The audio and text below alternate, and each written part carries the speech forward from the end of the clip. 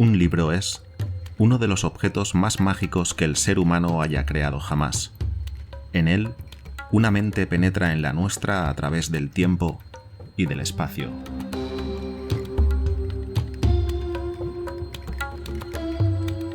Pónganse cómodos y acompáñenme, soñadores y soñadoras. Dejemos que los mitos de Lovecraft exploren los más oscuros rincones de nuestro ser.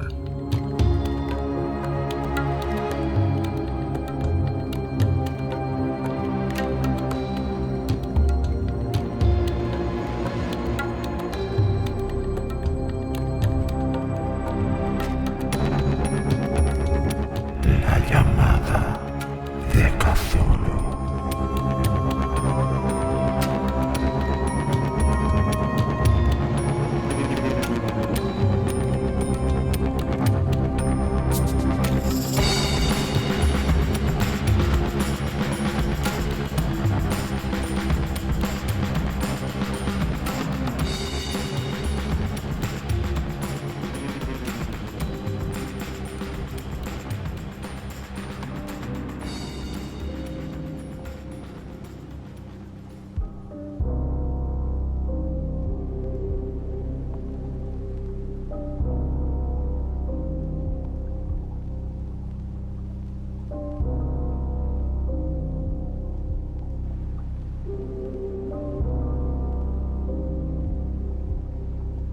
Encontrado en los papeles del difunto Francis Wayland Thurston, de Boston.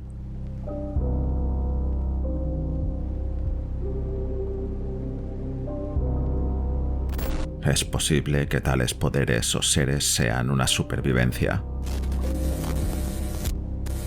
La supervivencia de una época enormemente remota en la que la conciencia debía manifestarse a través de formas y figuras que desaparecieron hace ya mucho tiempo ante la ascendente marea de la humanidad. Formas de las que solo la poesía y la leyenda han conservado un fugaz recuerdo bajo la denominación de dioses, monstruos, seres míticos de todas clases y especies. Algernon Blackwood.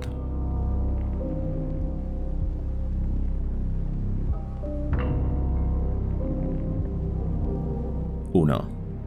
El horror en arcilla.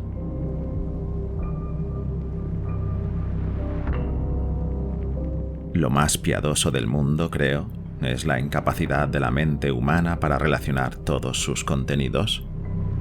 Vivimos en una plácida isla de ignorancia en medio de negros mares de infinitud, y no estamos hechos para emprender largos viajes. Las ciencias, esforzándose cada una en su propia dirección, nos han causado hasta ahora poco daño, pero algún día el ensamblaje de todos los conocimientos disociados abrirá tan terribles perspectivas de la realidad y de nuestra espantosa situación en ella, que o bien enloqueceremos ante tal revelación, o bien huiremos de esa luz mortal y buscaremos la paz y la seguridad en una nueva edad de tinieblas. Los teósofos han sospechado la tremenda magnitud del ciclo cósmico del que nuestro mundo y el género humano constituyen efímeros incidentes. Han insinuado extrañas pervivencias en términos que helarían la sangre, si no quedaran enmascaradas por un optimismo complaciente. Pero no es de ellos de quienes me llegó la fugaz visión de Evos prohibidos que me hace estremecer cuando me vuelve a la memoria y enloquecer cuando sueño con ella. Esa visión, como todas las visiones de la verdad, surgió como un relámpago al encajar accidentalmente las piezas separadas. En ese caso, un artículo de un periódico atrasado y las notas de un profesor ya fallecido. Espero que nadie más llegue a encajar estas piezas. Ciertamente, si vivo, no facilitaré jamás intencionadamente un eslabón a tan horrible cadena. Creo que el profesor también trató de guardar silencio respecto de la parte que él sabía, y que había destruido sus notas de no sobrevenirle accidentalmente la muerte. Empecé a enterarme del asunto en el invierno de 1926-27, con la muerte de mi tío abuelo George Gamble Angel, profesor honorario de las lenguas semíticas de la Universidad de Brown, en Providence, Rhode Island. El profesor Angel era ampliamente conocido como una autoridad de epigrafía y había sido consultado frecuentemente por directores de prominentes museos, así que muchos recordarán su fallecimiento a los 92 años. Localmente, el interés aumentó debido a la oscura causa de su muerte. El profesor murió cuando regresaba del barco de Newport. Se derrumbó súbitamente, como declaró un testigo, tras recibir un empujón de un marinero negro que surgió de una de esas casuchas oscuras y extrañas de la empinada cuesta que constituye un atajo desde el muelle a la casa del difunto en Williams Street.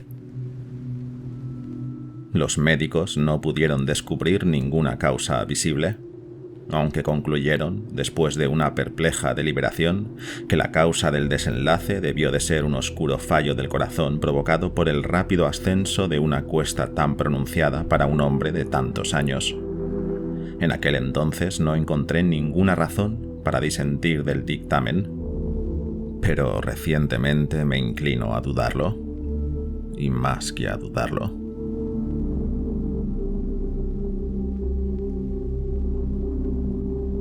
Como heredero y testamentario de mi tío abuelo, pues murió viudo y sin hijos, era natural que revisase yo sus papeles con cierto detenimiento. Así que con ese motivo me llevé toda la serie de archivos y cajas a mi casa de Boston. Gran cantidad de material que he logrado ordenar lo publicará más adelante la Sociedad Americana de Arqueología, pero había una caja que me pareció enigmática por demás, y no me sentía decidido a enseñársela a nadie. Estaba cerrada y no encontré la llave hasta que se me ocurrió examinar el llavero personal que el profesor llevaba siempre en el bolsillo. Entonces, efectivamente, logré abrirla, pero fue para encontrarme tan solo con un obstáculo aún más grande y hermético. Pues, ¿qué podían significar el extraño bajorrelieve en arcilla y las notas y apuntes y recortes del periódico que contenía? ¿Se había vuelto mi tío crédulo de las más superficiales imposturas? Decidí buscar al excéntrico escultor que ocasionó esta supuesta turbación de la paz espiritual del anciano. El bajorrelieve era un tosco rectángulo de unos 2 centímetros de espesor y una superficie de 12 por 15 centímetros, de origen moderno evidentemente.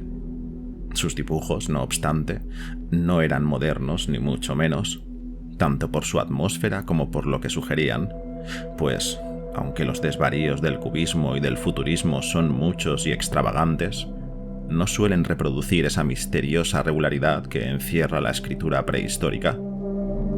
Y ciertamente, la escritura parecía aquella serie de trazos, aunque mi memoria, pese a estar muy familiarizada con los papeles y colecciones de mi tío, no lograba identificar en ningún sentido aquel tipo de escritura en particular, ni descubrir su más remoto parentesco. Sobre estos supuestos jeroglíficos había una figura de evidente carácter representativo, aunque su ejecución impresionista impedía hacerse una idea sobre su naturaleza. Parecía una especie de monstruo, o símbolo representativo de un monstruo, de una forma que solo una imaginación enferma podría concebir. Si digo que mi imaginación algo extravagante le sugirió imágenes de un pulpo, un dragón y una criatura humana, no sería infiel a la naturaleza del diseño. Una cabeza pulposa tentaculada coronaba un cuerpo grotesco y escamoso, dotado de unas alas rudimentarias, pero era el contorno general lo que lo hacía más estremecedor. Detrás de la figura, un vago bosquejo de arquitectura ciclópea servía de fondo. El escrito que acompañaba a esta rareza, aparte del montón de recortes de periódico, estaba redactado con la más reciente letra del profesor Angel, sin la menor pretensión literaria. El principal documento, al parecer, era el que llevaba por título El culto de Cthulhu. Escrito cuidadosamente en caracteres de imprenta para evitar la lectura errónea de palabra tan insólita. Dicho manuscrito estaba dividido en 2 secciones. La primera se titulaba 1925, Sueño y obra ejecutada en sueños, de H.A. Wilcox, Thomas Street 7, Providence, Rhode Island. Y la segunda, informe del inspector John R. Legras, Vinville Street, 121, Nueva Orleans, Luisiana, al Congreso de la Sociedad Americana de Arqueología, 1928. Notas sobre la misma y declaración del profesor Webb. Los demás escritos eran todos anotaciones breves, algunas referencias a extraños sueños de distintas personas, otras citas de libros teosóficos y revistas, en particular La Atlántida y La Lemuria Perdida, de W. Scott Elliot, y el resto comentarios sobre paisajes de textos mitológicos y antropológicos como La Rama Dorada, de Fraser, y El culto de la brujería en la Europa occidental, de Margaret Murray. Los recortes de periódicos aludían ampliamente al desencadenamiento de una extraña enfermedad mental y accesos de locura o manía colectiva en la primavera de 1925. La primera mitad del manuscrito principal relataba una historia muy curiosa. Parecía ser que el 1 de marzo de 1925, un joven delgado, moreno y de aspecto neurótico y excitado, había ido a visitar al profesor Angel, con el singular bajorrelieve de arcilla, entonces excesivamente húmedo y fresco. Su tarjeta ostentaba el nombre de Henry Anthony Wilcox, y mi tío le había reconocido como el hijo más joven de una excelente familia ligeramente conocida suya, el cual había estudiado recientemente escultura en la Escuela de Bellas Artes de Rhode Island y había vivido solo en el edificio Fleur de Lis, próximo a dicha institución. Wilcox era un joven precoz de reconocido genio pero de gran excentricidad, y había llamado la atención desde niño por las extrañas historias y singulares sueños que acostumbraba a relatar. Decía de sí mismo que era físicamente hipersensible, pero la gente seria de la antigua ciudad comercial le tenía simplemente por raro. No relacionándose nunca mucho con sus semejantes, se había ido alejando gradualmente de la visibilidad social, y ahora solo era conocido de un reducido grupo de estetas de otras ciudades. El círculo artístico de Providence, deseoso de preservar su conservadurismo, lo había considerado un caso perdido. En esta visita, decía el manuscrito del profesor, el escultor recabó precipitadamente los conocimientos arqueológicos de su anfitrión para que identificase los jeroglíficos del bajorrelieve. Hablaba en un tono antisonante y pomposo que delataba afectación y le enajenaba toda simpatía. Y mi tío le contestó con cierta sequedad, pues el evidente frescor de la tablita presuponía cualquier cosa menos que se relacionara con la arqueología.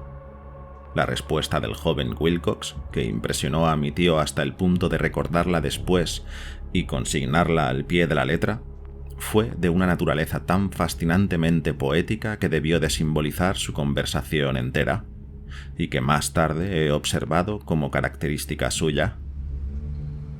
Dijo: «Es reciente, en efecto, pues la hice anoche mientras soñaba extrañas ciudades, y los sueños son más antiguos que la taciturna Tiro, la contemplativa Esfinge o la rodeada de jardines Babilonia». Y entonces comenzó a relatar esa peregrina historia que súbitamente brotó de su memoria dormida, acaparando febrilmente el interés de mi tío. Hubo un ligero temblor de tierra la noche antes, el más fuerte que se había notado en Nueva Inglaterra desde hacía años, y la imaginación de Wilcox se había visto hondamente afectada. Una vez en la cama, había tenido un sueño sin precedentes sobre ciudades ciclópeas de gigantescos sillares y monolitos que se erguían hasta el cielo, que rezumaban un limo verdoso e irradiaban un aura siniestra de latente horror. Los muros y pilares estaban cubiertos de jeroglíficos, y desde algún lugar indeterminado de la parte inferior había brotado una voz que no era suya, sino una sensación caótica que sólo la fantasía podía transmutar en sonido, pero que él intentó traducir en una impronunciable confusión de letras. Cthulhu Fadgan. Este galimatías fue la clave del recuerdo que excitó y turbó al profesor Angel. Interrogó al escultor con minuciosidad científica y examinó casi con frenética intensidad el bajorrelieve en el que el joven se había sorprendido a sí mismo trabajando, muerto de frío y en pijama, cuando paulatinamente se despertó desconcertado. Mi tío atribuyó a su avanzada edad, dijo después Wilcox, su lentitud en reconocer los jeroglíficos y el dibujo. Muchas de sus preguntas parecieron sin sentido a su visitante, en especial las que pretendían relacionarle con cultos o sociedades extrañas, y Wilcox no logró comprender las repetidas promesas de silencio que le ofreció a cambio de que admitiese su afiliación a alguna sociedad religiosa mística o pagana de ámbito mundial. Cuando el profesor Angel se convenció de que el escultor ignoraba por completo todo culto o sistema de ciencia críptica, asedió a su visitante con peticiones de que le tuviese al corriente sobre sus nuevos sueños. Su petición produjo cierto fruto, pues a partir de la primera entrevista el manuscrito registraba diarias visitas del joven, durante las cuales le contaba fragmentos espantosos de nocturnas fantasías cuyo contenido se relacionaba siempre con algún terrible escenario ciclópeo de oscura y rezumante piedra, con una voz o llamada subterránea que gritaba monótonamente en forma de enigmáticos impulsos sensitivos imposibles de describir. Los dos sonidos más frecuentemente repetidos son los que podrían transcribirse por las palabras Cthulhu y Rillier. El 23 de marzo proseguía el manuscrito. Wilcox dejó de acudir, y al preguntar por él en la residencia, el profesor se enteró de que le había dado una oscura especie de fiebre y había regresado a casa de su familia en Waterman Street. Había empezado a gritar por la noche, despertando a varios otros artistas que vivían en el edificio,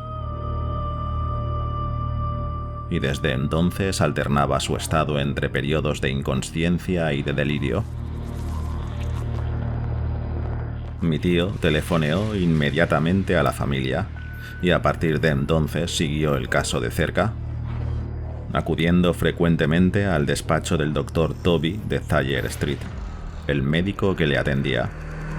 La mente febril del joven repetía con insistencia, al parecer, cosas extrañas, y el médico se estremecía cada vez que hablaba de ellas.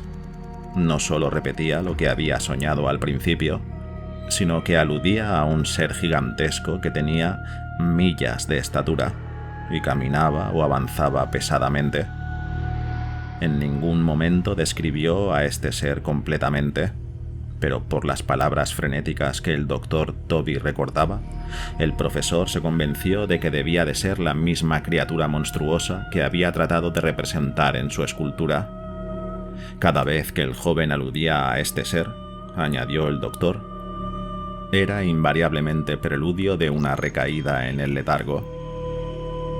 Su temperatura, cosa rara, no era superior a la normal, pero su estado parecía deberse más a una fiebre violenta que a un trastorno mental. El 2 de abril, a eso de las 3 de la tarde, cesaron súbitamente todos los síntomas de enfermedad en Wilcox.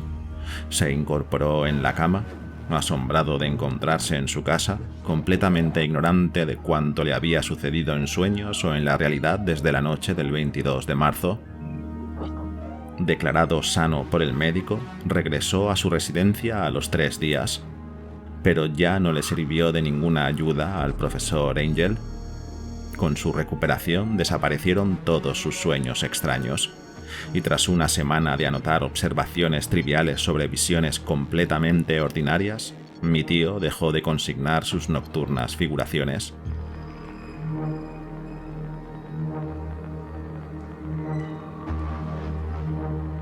Aquí termina la primera parte del manuscrito, pero las alusiones a ciertas notas dispersas me dieron mucho que pensar. Tanto que solo el arraigado escepticismo que entonces constituía mi filosofía puede explicar mi persistente desconfianza con respecto al artista. Las notas a las que me refiero describían los sueños de diversas personas durante el mismo periodo en el que el joven Wilcox había tenido sus extrañas visiones. Mi tío, al parecer, había iniciado rápidamente una dilatada encuesta entre casi todos los amigos a quienes podía interrogar sin pecar de indiscreto, pidiéndoles que le contasen sus sueños y le facilitasen los detalles de cualquier visión excepcional que hubiesen tenido anteriormente. La información recibida era muy variada, pero en definitiva, debió de recibir más respuestas de las que un hombre corriente habría podido manejar sin ayuda de un secretario. No conservó la correspondencia original, pero sus notas constituían una síntesis de lo más completa y significativa. Las gentes corrientes y hombres de negocios, la tradicional sal de la tierra de Nueva Inglaterra, dieron un resultado casi completamente negativo, aunque aparecieron casos, dispersos aquí y allá, de inquietantes aunque imprecisas impresiones nocturnas, siempre entre el 23 de marzo y el 2 de abril, periodo del delirio del joven Wilcox. Los hombres de ciencia no se sintieron muy afectados, si bien 4 de los casos describían vagas visiones de extraños paisajes, y uno de ellos atribuía el miedo a algo anormal. Fue de los artistas y poetas de quienes recibió las respuestas más interesantes, y comprendo el pánico que se habría desencadenado de haber podido ellos mismos comparar notas. Dado que no existían las cartas originales, deduje que el compilador les había hecho preguntas específicas, o había dirigido la correspondencia con el fin de corroborar lo que personalmente había decidido ver. Esa es la razón por la que seguí convencido de que Wilcox, conocedor de los viejos documentos de mi tío, había estado embaucando al viejo científico. Estas respuestas de los artistas contaban una historia turbadora. Del 28 de febrero al 2 de abril, muchos tuvieron sueños muy extraños, que alcanzaron su máxima intensidad durante el periodo de delirio del escultor. Una cuarta parte narraban escenas y sonidos parecidos a los descritos por Wilcox, y algunos confesaron haber experimentado un gran miedo ante un ser abominable.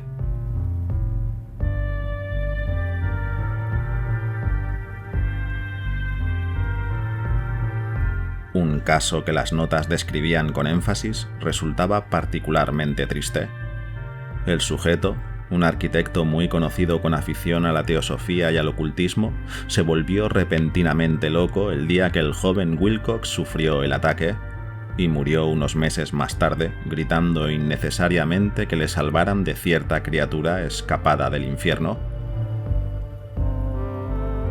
De haber dejado mi tío la referencia nominal de estos casos, en vez de reducirlos a números, habría intentado yo alguna comprobación. De este modo, en cambio, solo pude sugerir la pista de unos cuantos.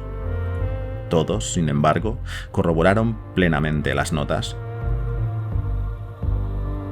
Me he preguntado a menudo si todos aquellos a quienes el profesor había interrogado se sentirían tan intrigados como estos. Bien está que no hayan llegado a saber jamás la explicación. Los recortes de prensa, como he dicho ya, referían los casos de pánico, manía o excentricidad durante dicho periodo. El profesor Angel debía de emplear una oficina de recortes, pues el número de extractos era enorme, y además procedían de todas las partes del mundo. Uno hablaba de un suicidio en Londres durante la noche en que un hombre se había levantado de la cama y arrojado por la ventana luego de lanzar un grito espantoso. Otro era una carta incoherente dirigida a un periódico sudamericano, en la que un fanático auguraba un espantoso futuro por las visiones que había tenido. Otro era un despacho procedente de California que relataba que una colonia de teósofos empezó a vestirse en masa con ropas blancas para cierto glorioso acontecimiento que nunca llegaba, mientras que otras noticias de la India hablaban cautelosamente de una gran agitación entre los nativos que había tenido lugar a finales de marzo. Las orgías de vudú se habían multiplicado en Haití, y las agencias africanas de noticias hablaban de murmullos presagiosos. Los oficiales americanos con destino en Filipinas habían observado la inquietud de algunas tribus en este mismo tiempo, y algunos policías neoyorquinos habían sido atropellados por orientales histéricos la noche del 22 al 23 de marzo. En el oeste de Irlanda también corrían rumores insensatos, y un pintor llamado Ardois Bonnot colgó un blasfemo paisaje onírico en el Salón de Primavera de París, en 1926. Por otra parte, fueron tan numerosos los disturbios registrados en los manicomios que solo un milagro pudo impedir que el cuerpo médico advirtiese extraños paralelismos y extrajese confusas conclusiones. En suma, se trataba de una escalofriante colección de noticias, y aún hoy no comprendo qué sequedad racionalista me impulsó a desecharlas. Pero estaba convencido de que el joven Wilcox había tenido noticia de unos casos anteriores citados por el profesor.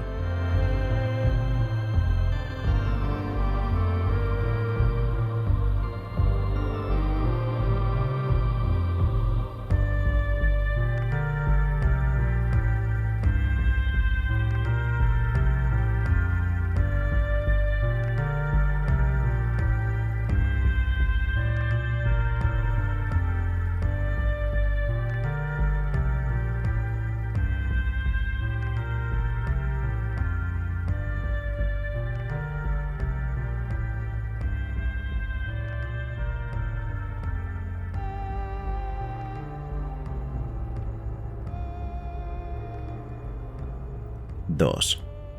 El relato del inspector Lagras.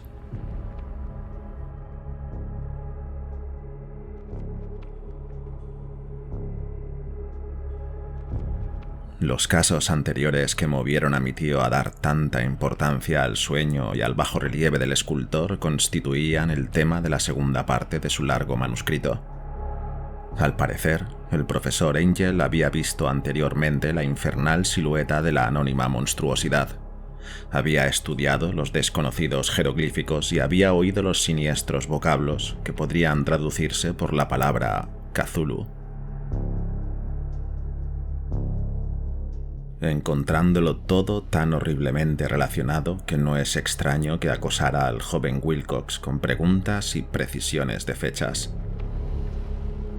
Esta experiencia anterior había tenido lugar 17 años antes, en 1908, cuando la Sociedad Americana de Arqueología celebró su congreso anual en St. Louis.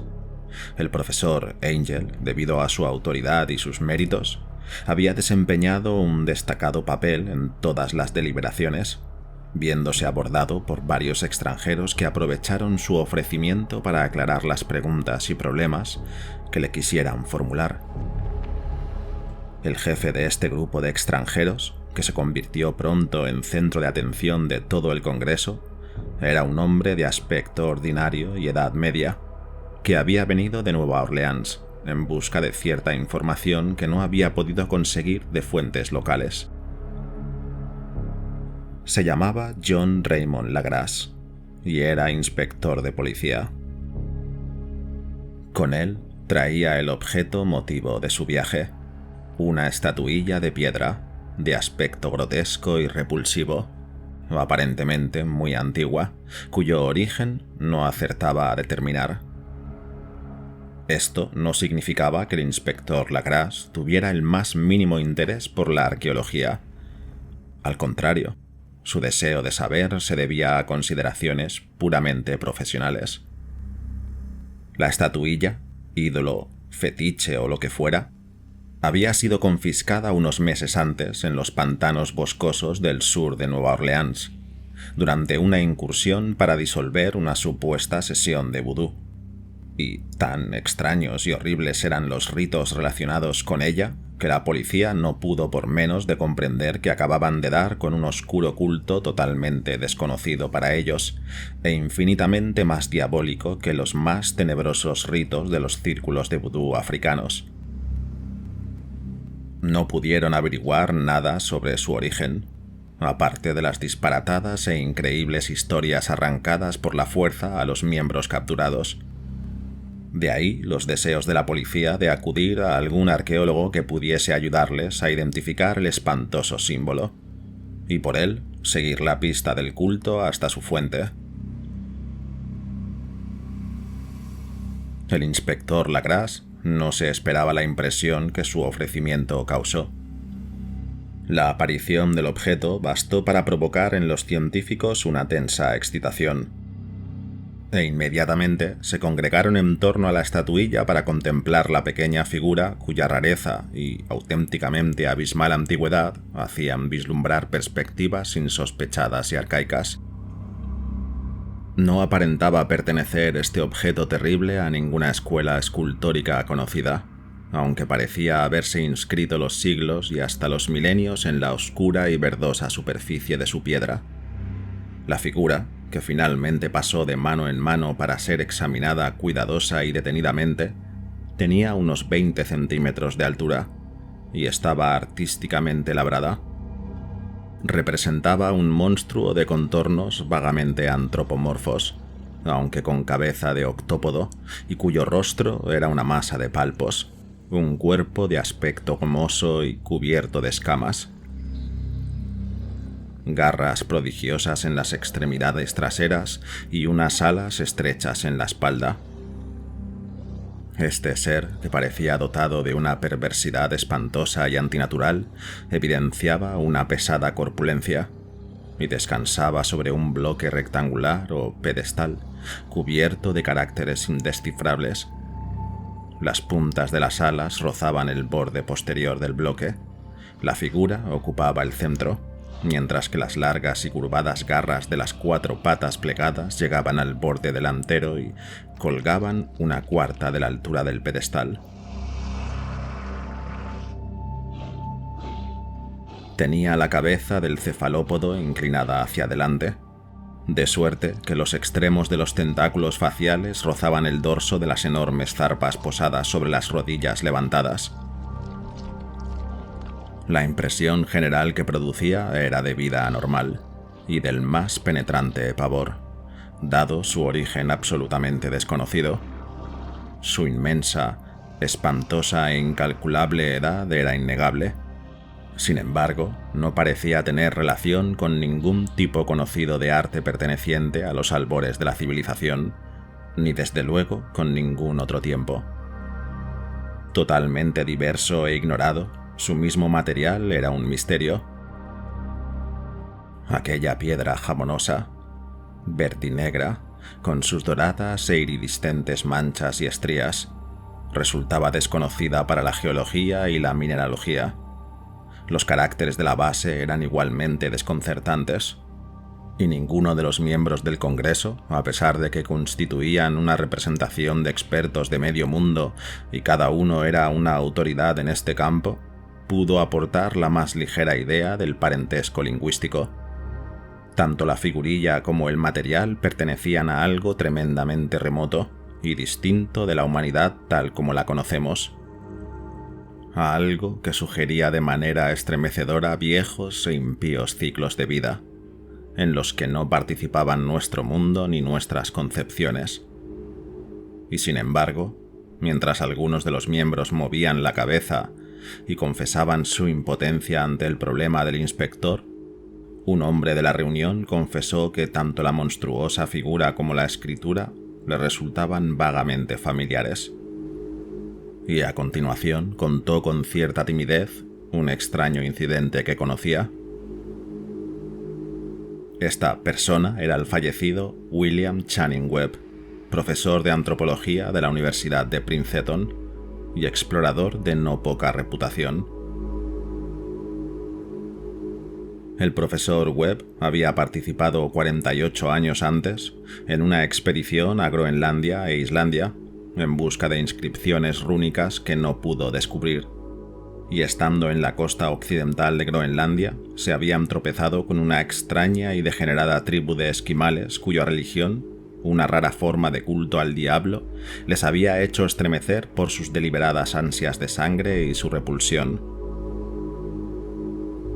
Era una fe poco conocida por los demás esquimales, a la que aludían con un escalofrío, y decían que provenían de edades inconcebiblemente remotas, aún anteriores a los comienzos del mundo. Además de los ritos innominados y los sacrificios humanos, había ciertos rituales transmitidos hereditariamente que se dirigían a un demonio supremo y más antiguo, o Tornasuk. El profesor Webb había tomado cuidadosa nota de la expresión fonética de un anciano Aengok, o sacerdote hechicero, y transcribió los sonidos lo mejor que pudo en caracteres latinos. Pero ahora lo más importante era el fetiche que adoraba ese culto, alrededor del cual danzaban sus adeptos cuando la aurora boreal se derramaba por encima de los acantilados de hielo. Era, declaró el profesor, un bajorrelieve de piedra, formado por una figura horrenda y una especie de escritura críptica, y por lo que él podía decir, guardaba un rudimentario paralelo con los rasgos esenciales de la bestial criatura que ahora constituía el centro de atención de toda la asamblea.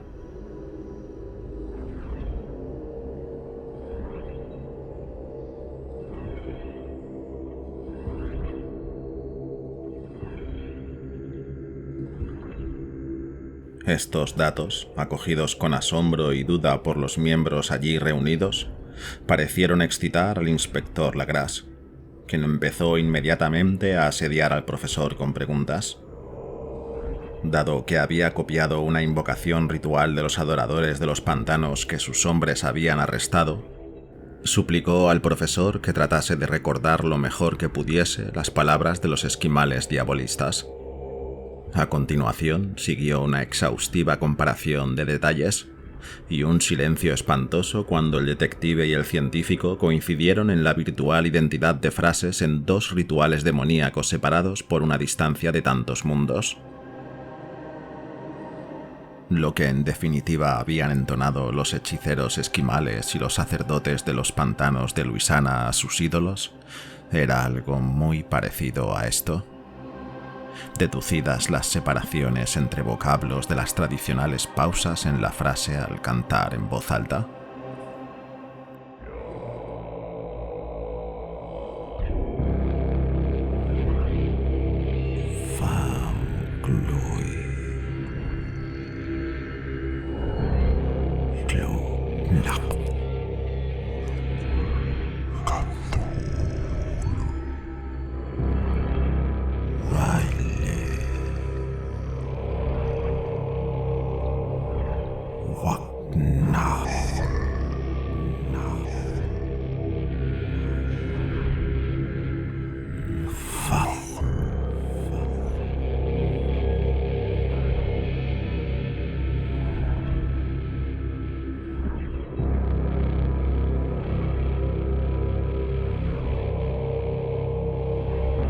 Legras había tenido más suerte que el profesor Webb, pues algunos de sus prisioneros le habían revelado la significación de esas palabras.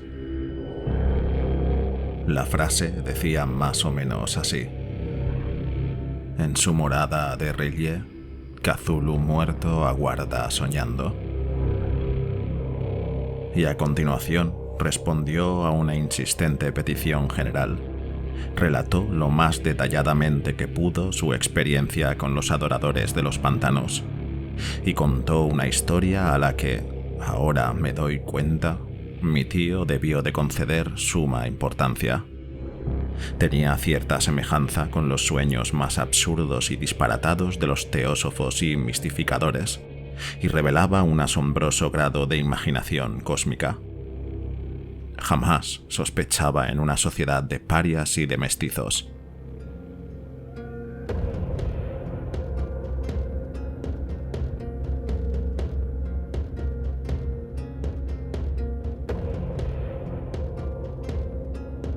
El 1 de noviembre de 1907, la policía de Nueva Orleans había recibido una llamada de los pantanos y la región situada al sur de la laguna.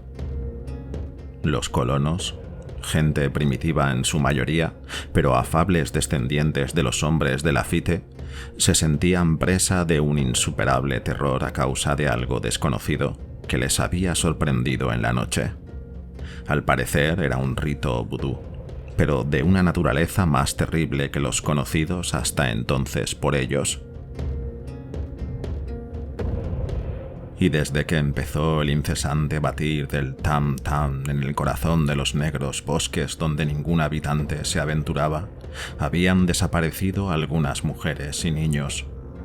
Se oían gritos enloquecedores y alaridos demenciales, cánticos estremecedores e infernales llamas que crepitaban inquietas. Y añadió el aterrado mensajero: la gente no podía resistirlo más.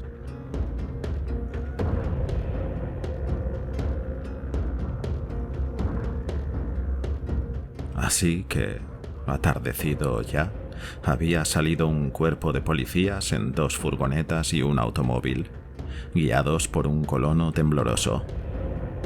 Cuando el camino se hizo intransitable, dejaron los vehículos y avanzaron durante varios kilómetros chapoteando en silencio a través de los terribles bosques de cipreses, donde nunca penetraba la luz del día.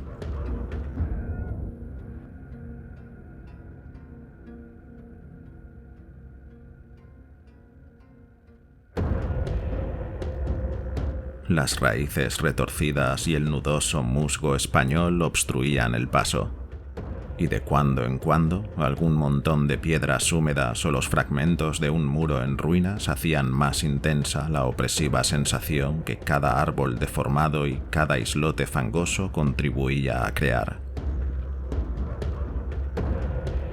Finalmente, surgió ante ellos el poblado de colonos, una miserable agrupación de cabañas, y los histéricos habitantes salieron presurosos y se apiñaron alrededor de las balanceantes linternas. El apagado batir de los tam-tam se oía ahora en la lejanía, y a intervalos prolongados se escuchaba un alarido aterrador, cuando el viento soplaba en dirección hacia ellos. Un resplandor rojizo parecía filtrarse a través de la pálida maleza, más allá de las interminables avenidas de la negrura del bosque.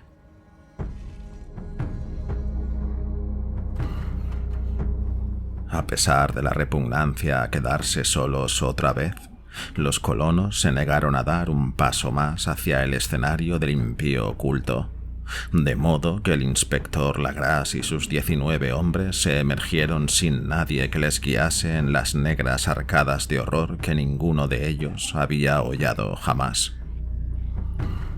La región en que ahora penetraba la policía tenía tradicionalmente una fama maligna, y en su mayor parte estaba inexplorada por el hombre blanco.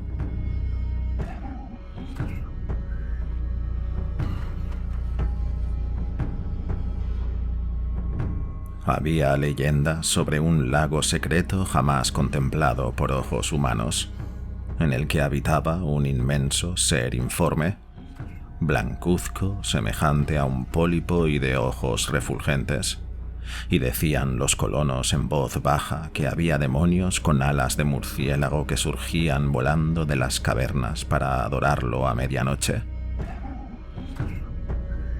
Afirmaban que estaba allí antes que d'Iberville, antes que La Salle, antes que los indios, y antes incluso que las saludables bestias y aves de los bosques. Era una pesadilla, y verlo significaba la muerte. Pero se aparecía en sueños a los hombres, y eso bastaba para mantenerles alejados. La actual orgía vudú se desarrollaba, efectivamente, en los límites de esta zona execrable, pero aún así el paraje era bastante malo. Y quizá fuera eso, más que los espantosos gritos e incidentes, lo que había aterrorizado a los colonos. Solo la poesía o la locura podían hacer justicia a los ruidos que oyeron los hombres de Legras al abrirse paso a través de las negras ciénagas hacia el rojo resplandor y los apagados sones del tam-tam.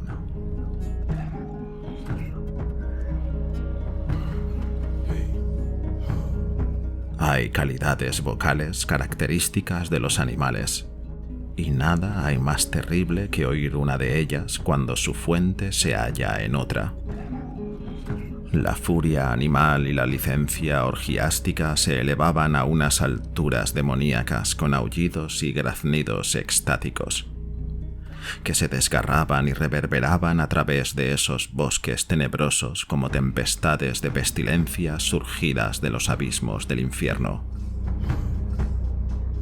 De cuando en cuando cesaban los gritos incoherentes y se elevaba un coro de voces entonando la horrenda fórmula ritual.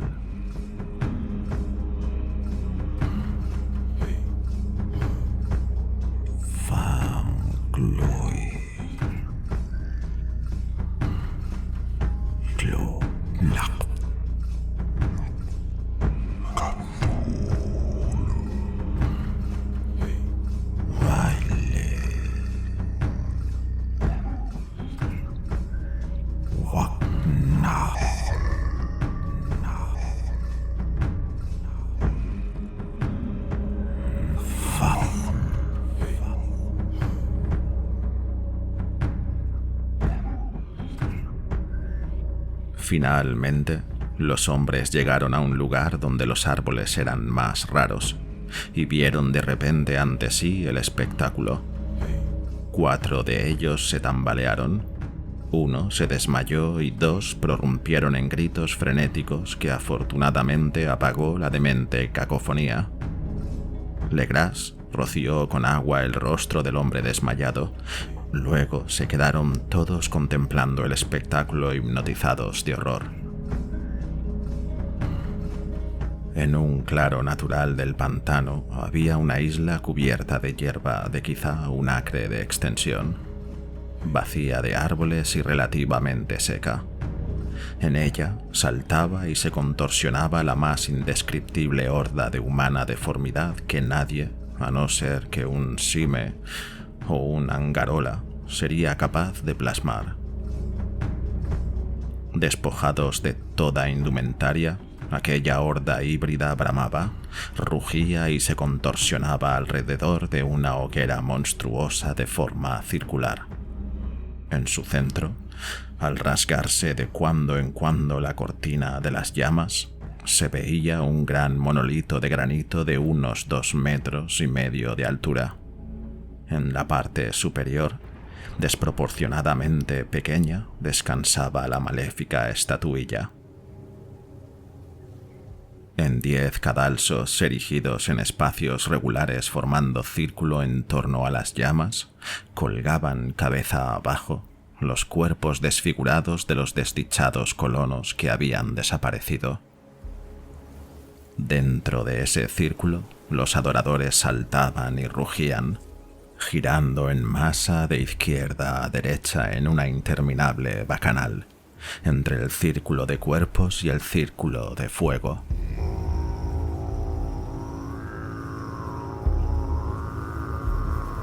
Puede que fuera solo producto de la imaginación, y puede que fuese solo el eco lo que indujo a uno de los hombres, un español excitable, a creer que había oído respuestas antifonales del ritual desde algún punto lejano, no iluminado, más al interior del bosque de antigua leyenda y horror.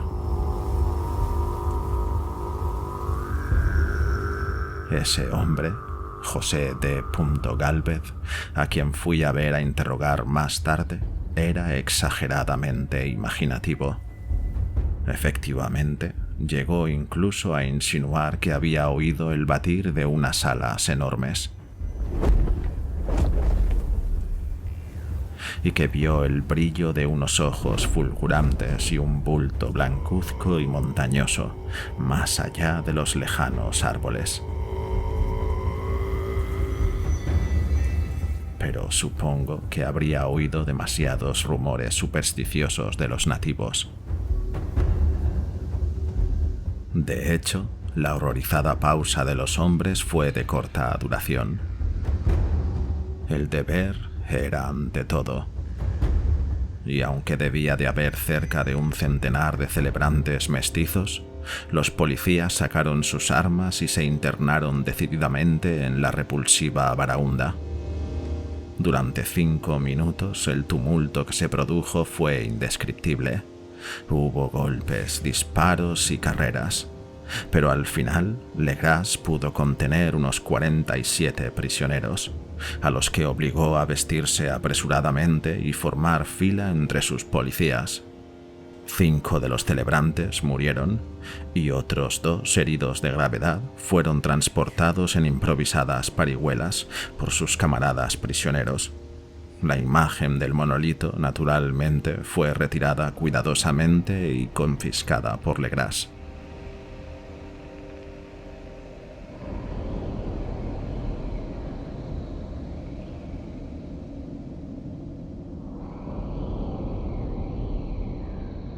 Examinados en el cuartel de la policía, tras un viaje agotador, todos los prisioneros resultaron ser de muy baja condición, mestizos y mentalmente trastornados. La mayoría eran marineros, entre ellos negros y mulatos, casi todos originarios de las islas occidentales o portugueses procedentes de las islas de Cabo Verde, que debían cierto matiz vudú a este culto heterogéneo. Pero tras las primeras preguntas, se puso de manifiesto que dicho culto era infinitamente más antiguo que el fetichismo negro. A pesar de ser ignorantes y degradadas, estas criaturas sostenían con sorprendente coherencia la idea central de su repugnante culto. Adoraban, dijeron, a los grandes antiguos,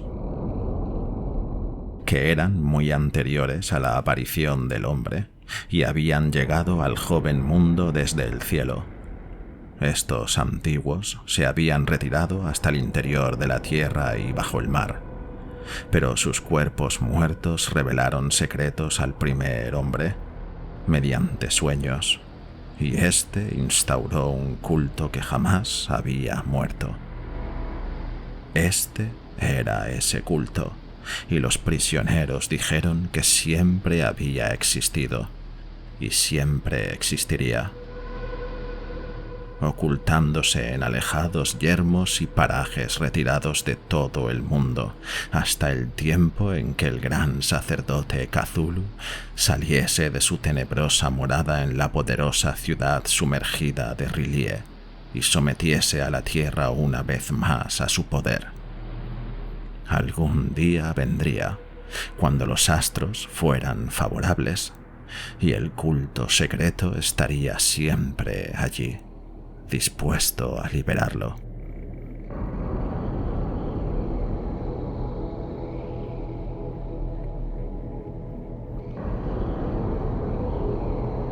Entretanto, nada más podían decir. Se trataba de un secreto que ni aun la tortura les podría arrancar. La humanidad no era la única clase de seres con conciencia sobre la Tierra, pues había formas que surgían de las tinieblas para visitar a los pocos fieles. Pero estas no eran los grandes antiguos. Ningún hombre había visto nunca a los antiguos. El ídolo esculpido representaba al gran Cthulhu, aunque nadie podía decir si los demás eran o no semejantes a él. Nadie era capaz de descifrar ahora la antigua escritura, Si bien se transmitían cosas oralmente, el cántico ritual no era el secreto. Este no se expresaba jamás en voz alta. El único cántico significaba solo esto. En su morada de R'lyeh, Cthulhu muerto aguarda soñando. Solo 2 de los prisioneros fueron declarados mentalmente sanos y se les ahorcó. Los demás fueron trasladados a diversas instituciones.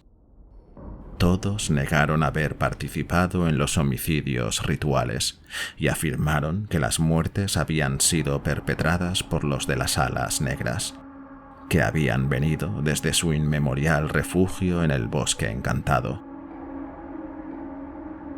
Pero no hubo manera de sacar en claro una descripción coherente de estos misteriosos aliados.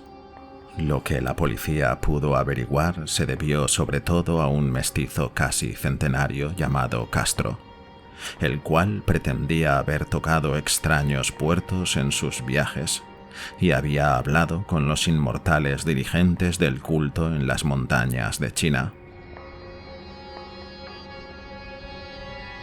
El viejo Castro recordaba fragmentos de una espantosa leyenda que haría palidecer las lucubraciones de los teósofos y presentaban al hombre y al mundo como algo reciente y efímero. Hubo milenios en que la tierra estuvo gobernada por otros seres que habitaron en inmensas ciudades. Sus vestigios, le habían contado los chinos inmortales, se encontraban aún en formas de piedras ciclópeas en las islas del Pacífico. Habían muerto miles, y miles de años antes de la aparición del hombre en la Tierra. Pero había artes que podían hacerlos revivir, cuando los astros volvieran a la correcta posición en el ciclo de la eternidad. Habían venido efectivamente de las estrellas y habían traído sus imágenes con ellos.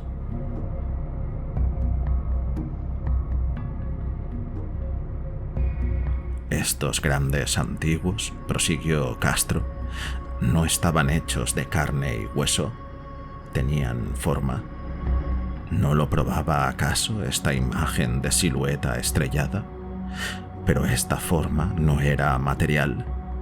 Cuando los astros se hallaban en la posición correcta, ellos podían precipitarse de mundo en mundo a través del firmamento. Pero cuando los astros estaban en posición adversa, no podían vivir. Pero aunque ya no viviesen, tampoco morían definitivamente.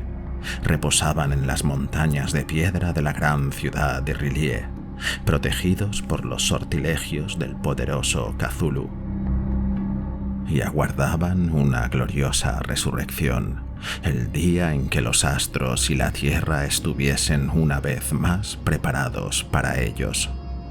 Pero aún entonces, alguna fuerza del exterior debía ayudarles a liberar sus cuerpos. Los encantamientos que les conservaban intactos les impedían asimismo realizar el movimiento inicial, y solo podían reposar despiertos en la oscuridad y pensar, mientras transcurrían incontables millones de años. Todos ellos sabían qué ocurría entretanto en el universo, pues su lenguaje era telepático. Aún ahora hablaban en sus tumbas, cuando después de infinitos caos aparecieron los primeros hombres. Los grandes antiguos hablaron a los más sensibles modulando sus sueños, pues sólo así podía llegar su lenguaje a las mentes orgánicas de los mamíferos. Luego, prosiguió Castro en voz baja, esos primeros hombres instituyeron un culto en torno a pequeños ídolos que los primordiales les mostraron, ídolos traídos en edades lejanas desde las oscuras estrellas. Ese culto no moriría jamás, hasta que las estrellas volvieran a su correcta posición y los sacerdotes secretos sacaran al gran Cthulhu de su tumba para revivir a sus vasallos y recobrar su dominio sobre la Tierra. Sería fácil conocer la llegada de ese momento, pues entonces la humanidad se parecerá a los grandes antiguos. Será libre y salvaje y estará más allá del bien y del mal. Arrojará a un lado las leyes y la moral, y todos los hombres gritarán y matarán y se refocilarán jubilosos. Entonces los antiguos liberados les enseñarán nuevas formas de gritar y matar y refocilarse y regocijarse, y toda la tierra arderá en el holocausto del éxtasis y la libertad. Entretanto, el culto, ejecutado mediante ritos apropiados, debe mantener vivo el recuerdo de esas antiguas formas y evocar la profecía de su retorno. En otros tiempos, algunos escogidos habían hablado en sueños con los antiguos que descansaban en sus tumbas, pero luego algo había ocurrido. La gran ciudad de piedra de R'lyeh, con sus monolitos y sepulcros, se había hundido bajo las olas y las aguas profundas, henchidas de un misterio primitivo, impenetrable incluso para el pensamiento. Habían interrumpido la espectral comunicación. Pero no había muerto el recuerdo, y los altos sacerdotes decían que la ciudad surgiría otra vez, cuando los astros fuesen favorables. Entonces saldrían los negros espíritus de la tierra, mohosos y sombríos, y propagarían los rumores recogidos en las cavernas de los olvidados fondos de los mares. Pero de esto último no se atrevió a hablar mucho el viejo Castro. Cayó repentinamente, y no hubo medio de persuasión ni de astucia que lograra sonsacarle nada más al respecto. También se negó a dar detalles sobre el tamaño de los antiguos. En cuanto al culto, dijo que creía que su centro se encontraba en la inexplorada región central de los desiertos de Arabia.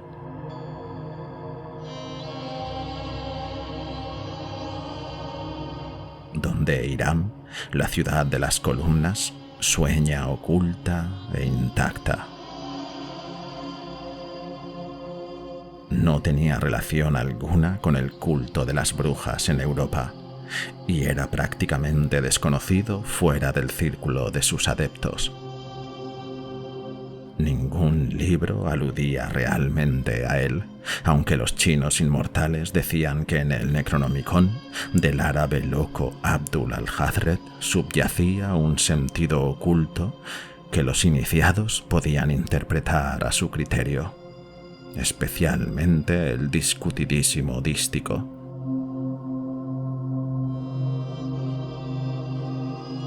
Que no está muerto lo que puede yacer eternamente, y en los eones venideros hasta la muerte puede morir.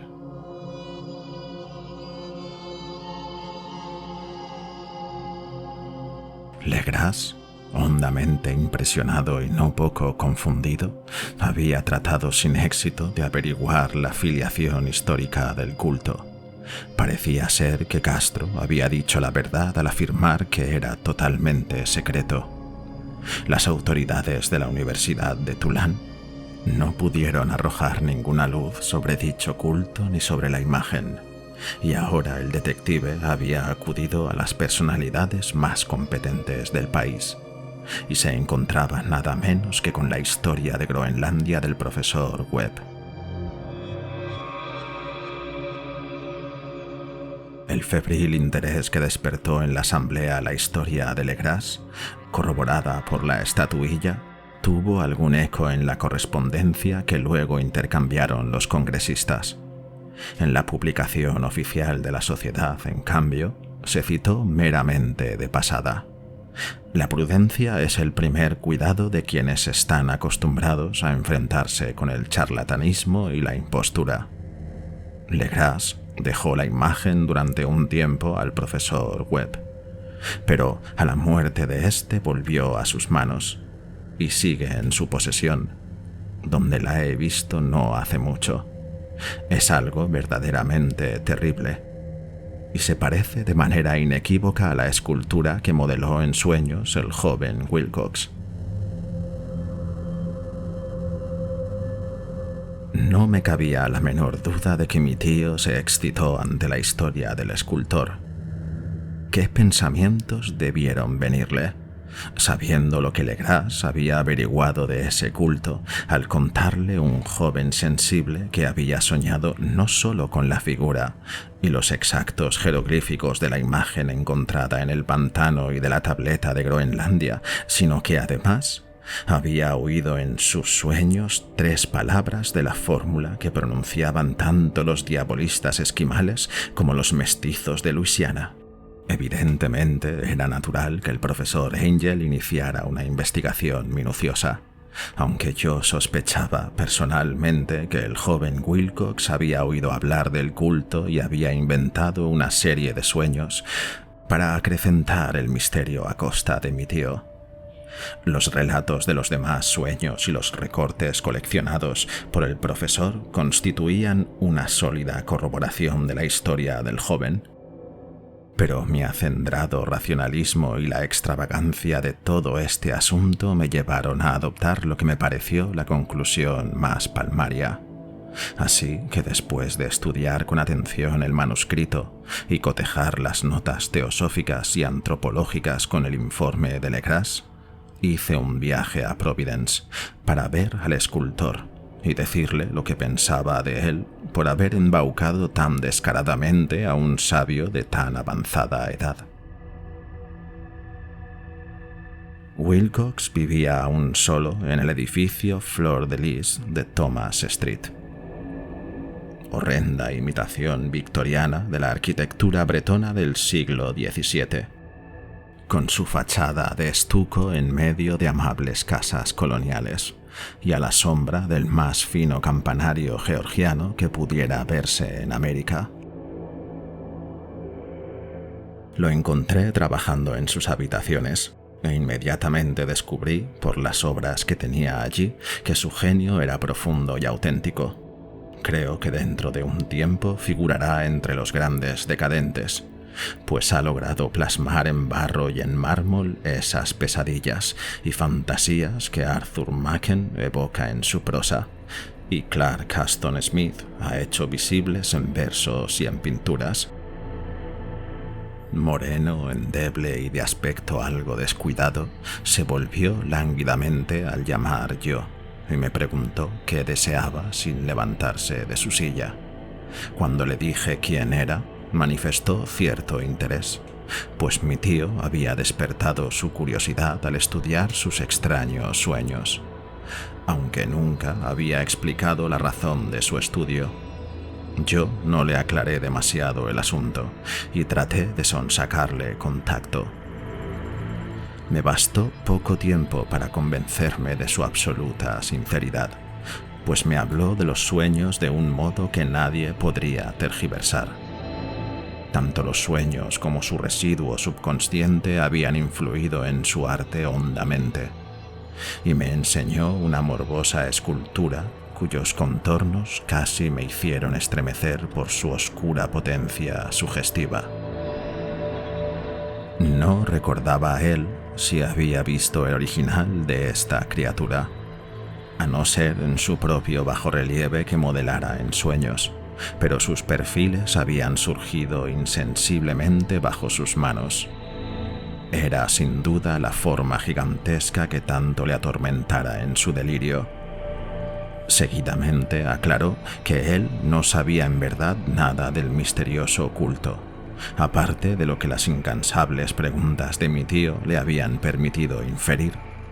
Y nuevamente me esforcé en averiguar de qué manera pudo haber recibido las horribles impresiones. Habló de sus sueños de un modo extrañamente poético, haciéndome ver con terrible intensidad la húmeda ciudad ciclópea de piedras verdosas y cubiertas de limo, cuya geometría, dijo extrañamente, era totalmente errónea, y oír con aterrada expectación la incesante semimental llamada que surgía de la tierra. Cthulhu Fadgan. Cthulhu Fadgan. Estas palabras formaban parte de aquel espantoso ritual que hablaba del sueño vigil de Cthulhu muerto en la cripta de piedra de R'lyeh. Y me sentí hondamente impresionado, a pesar de mis convicciones racionales. Wilcox, estoy seguro, había oído hablar del culto de alguna manera casual, y había debido de olvidarlo poco después, en medio de la masa de sus igualmente inquietantes lecturas y figuraciones. Más tarde, en virtud de su acusada impresionabilidad, debió de encontrar la expresión subconsciente en sus sueños, en el bajorrelieve y en la terrible estatua que ahora tenía yo delante, de modo que su impostura había sido involuntaria. El joven era a la vez un poco afectado y descortés, la clase de carácter que nunca me ha gustado, pero ahora estaba dispuesto a admitir su genio y su honestidad. Me despedí amistosamente de él y le deseé todos los éxitos a su prometedor talento. El asunto del culto seguía fascinándome, y a veces me imaginaba a mí mismo alcanzando fama mundial al averiguar sus orígenes y relaciones. Visité Nueva Orleans, hablé con Legras y otros sobre aquella antigua redada, vi la espantosa imagen y hasta interrogué a los mestizos prisioneros que aún vivían. El viejo Castro, desgraciadamente, había fallecido hacía unos años. Lo que escuché entonces de viva voz, aunque en realidad no fue más que una confirmación de lo que mi tío había escrito, excitó de nuevo mi interés, pues sentí la seguridad de que me hallaba sobre la pista de una auténtica, secreta y antigua religión, cuyo descubrimiento me convertiría en un antropólogo de renombre. Mi actitud era todavía absolutamente materialista, como aún quisiera que lo fuese, y deseché con la más inexplicable perversidad mental la coincidencia de las transcripciones de sueños con los extraños recortes coleccionados por el profesor Angel. Una cosa empecé entonces a sospechar, y ahora temo saber, y es que la muerte de mi tío no fue ni mucho menos natural.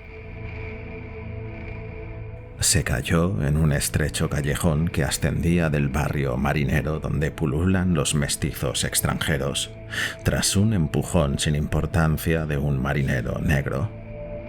No olvidaba yo la mezcla de sangre y las ocupaciones marineras de los miembros del culto de Luisiana, y no me hubiera sorprendido averiguar la existencia de métodos secretos y agujas envenenadas hace tiempo conocidas, y tan crueles como los misteriosos ritos. Legras y sus hombres, es cierto, no han sido molestados, pero en Noruega ha muerto cierto marinero que había visto ciertas cosas. ¿No podría ser que hubiesen llegado a oídos siniestros las averiguaciones de mi tío, tras haber recogido la información del escultor? Creo que el profesor Angel murió porque sabía demasiado, o porque probablemente estaba a punto de sacar a la luz demasiadas cosas. Ahora falta ver si voy a correr yo esa misma suerte, pues he llegado demasiado lejos.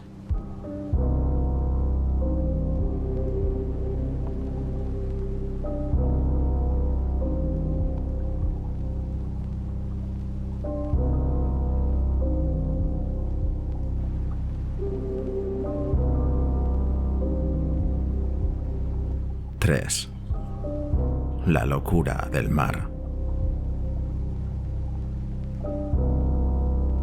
Si alguna vez el cielo desea concederme un don, que sea el total olvido del descubrimiento que hice casualmente al fijarse mis ojos en determinado trozo de periódico que cubría un estante.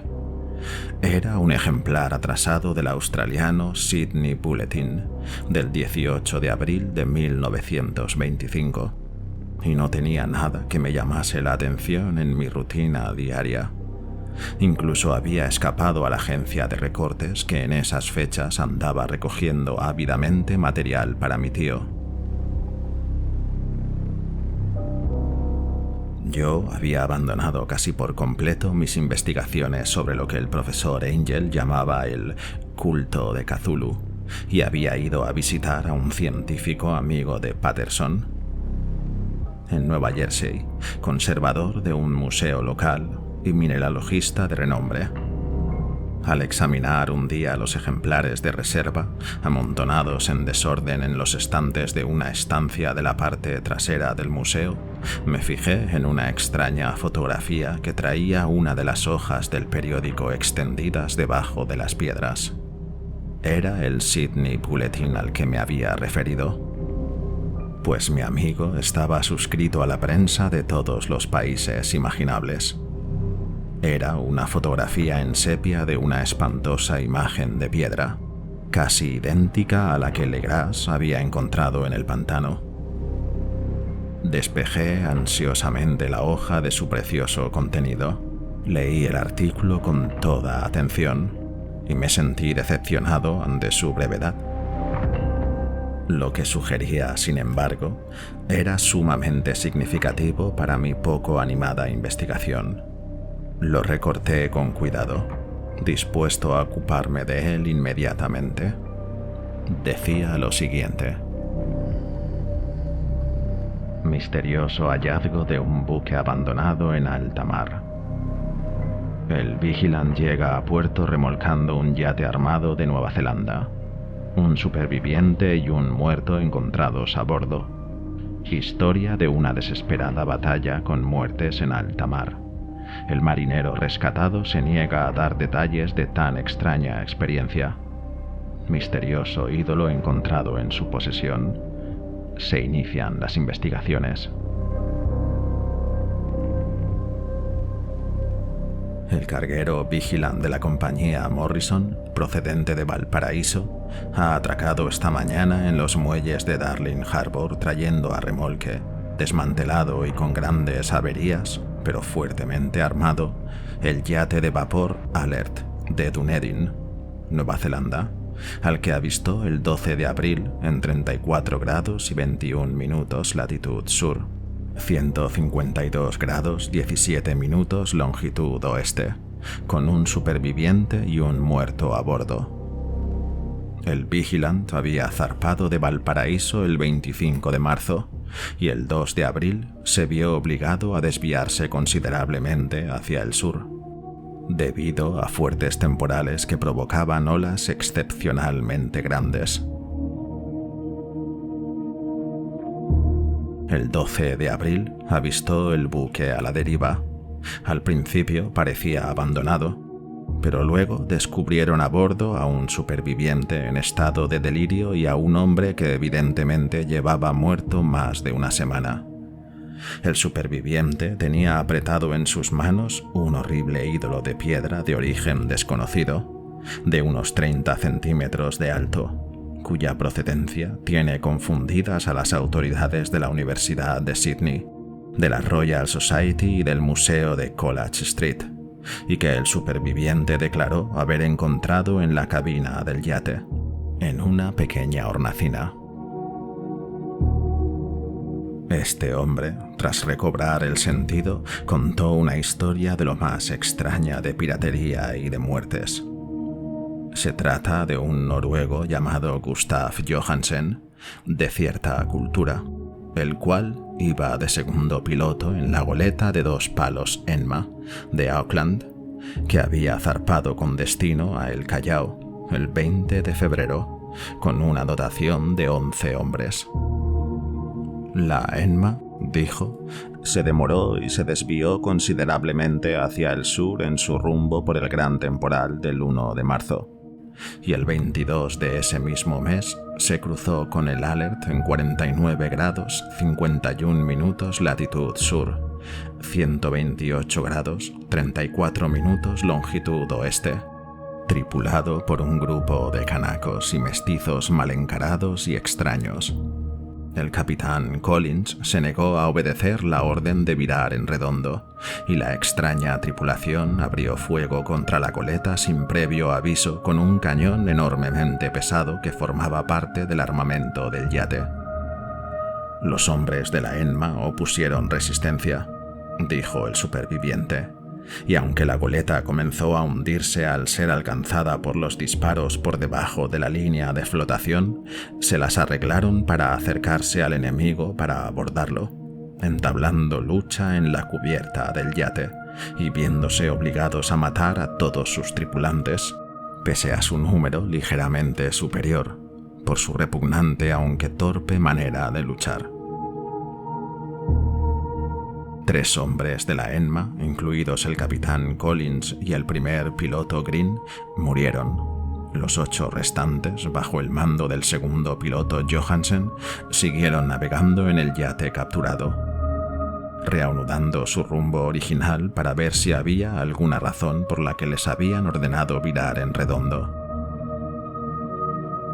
Al día siguiente desembarcaron en un islote, aunque este no figuraba en sus cartas. Allí murieron 6 de los hombres, aunque Johansen se muestra extrañamente reservado acerca de esta parte del relato. Solo dice que se cayeron por una quebrada. Más tarde, él y un compañero subieron a borde del yate y trataron de gobernarlo, pero el temporal les barloventeó el 2 de abril. Desde ese día hasta el 12 de abril en que fue rescatado, recuerda poco, y ni siquiera sabe cuándo murió William Briden, su compañero. La muerte de Briden no revela otra causa aparente que la excitación o las privaciones.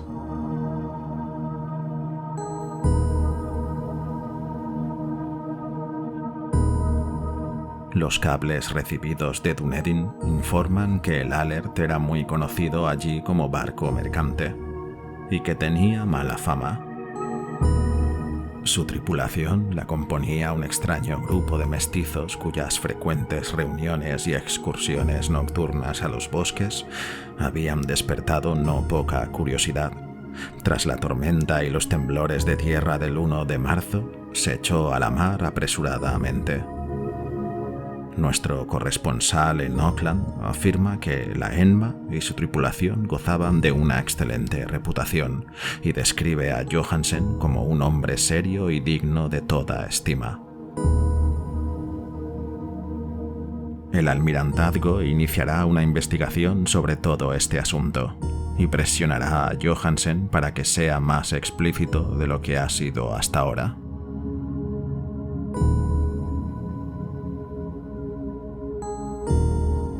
Esto era todo, además de la fotografía de la infernal imagen, pero qué cantidad de ideas suscitó en mi mente.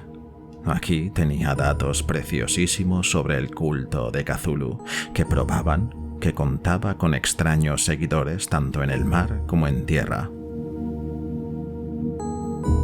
¿Qué motivo impulsaría a la híbrida tripulación a ordenar a la Enma que diese media vuelta mientras ellos navegaban con su ídolo espantoso?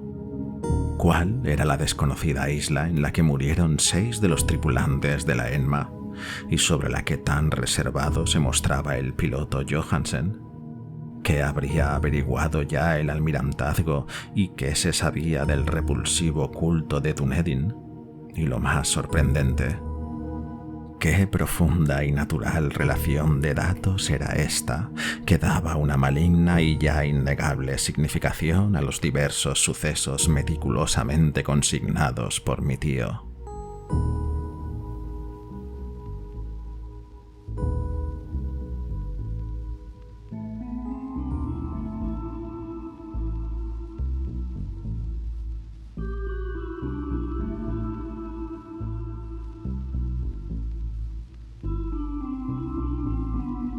El 1 de marzo, 28 de febrero según el uso horario internacional, tuvieron lugar el temporal y el terremoto.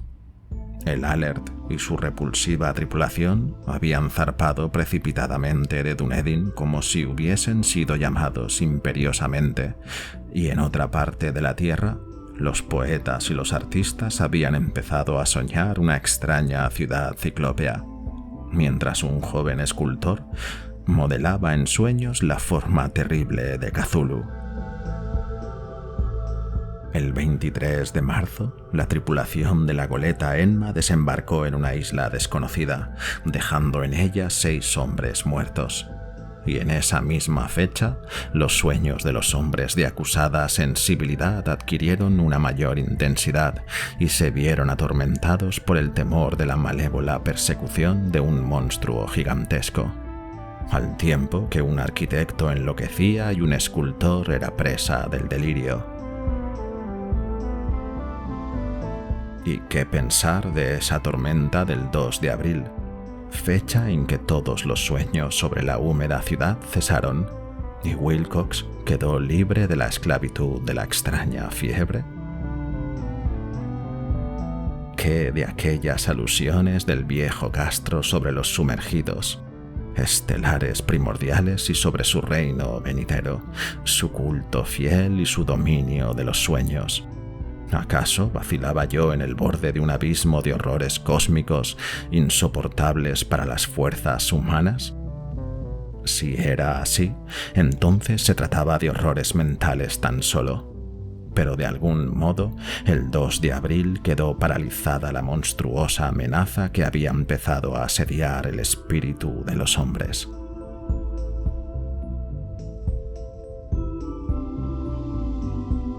Aquella noche, tras un día de enviar precipitados cablegramas y de hacer preparativos, me despedí de mi anfitrión y cogí el tren para San Francisco. Menos de un mes después estaba en Dunedin, donde no obstante me encontré con que se sabía bien poco de los extraños miembros del culto que habían vivido en las viejas tabernas portuarias.